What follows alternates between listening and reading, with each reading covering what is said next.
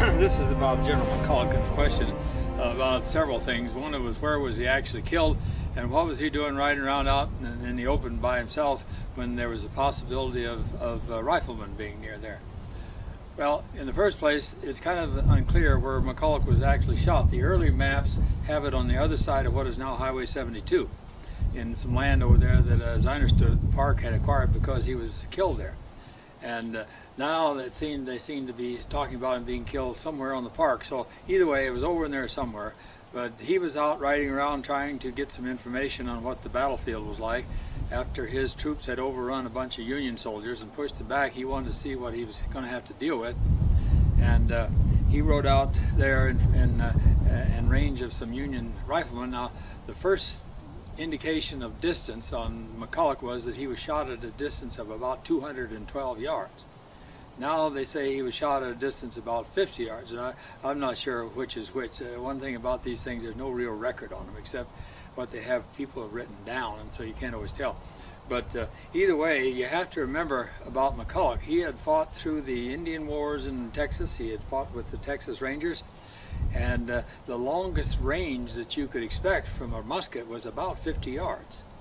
And he was well outside the danger zone for a shot like that. And so he felt pretty safe if he assumed that the Union soldiers had smoothbore muskets. Well, the 36th Illinois there, which he was facing over there, was armed with 1853 Enfields like this one. And these have a potential range of 1,000 yards in the hands of a good rifleman who's been trained to use it. But at the distance that he was shot, this wasn't a hard shot for somebody. And they say that about half a dozen soldiers fired at him at the same time, and the man that was given credit for hitting him was a man named Roger Pelican. Well, if you've ever hunted ducks, or any time where 2 or 3 people shoot at a flock of birds, and several go down, or even one goes down, the guy that gets to the bird first is the one that said he killed it. And I think that's what happened here, more than likely. Pelican got there first, stole his watch, and then forever after has been given credit for it. The bullets that were in his body, there were several of them in his body, and I think 2 in his horse, are still in the courts, as I understand it. They're trying to figure out who they belong to. I think Texas has them right now, but we had them here for quite a while.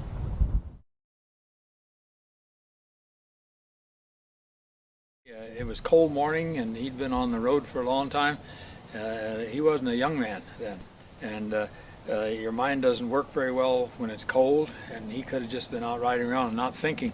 Just the fact that he went out there without a squad to protect him shows some sort of idiocy to me, something that wasn't working right. Yeah. Because the general doesn't run out into no man's land without something to protect him.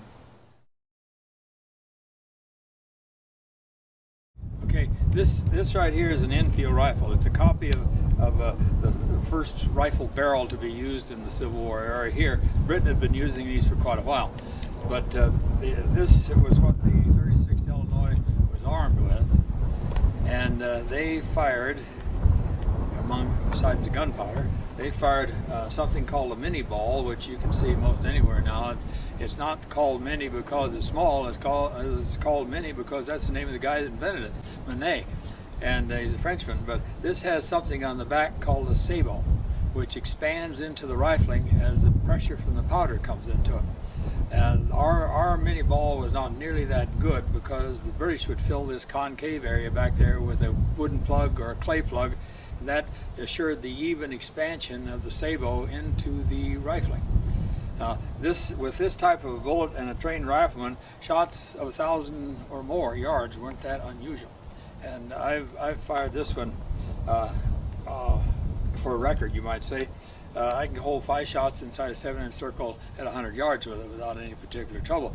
There was a Union General Sedgwick was killed. He was a friend of Grant's at the Battle of Kennesaw Mountain by a Confederate rifleman that shot him from a distance of 1,300 and some yards. So these were quite different. A smoothbore musket, 50 yards at best, but 87% of the casualties in the Civil War were caused by the smoothbore musket. It had a range of slightly less than 50 yards.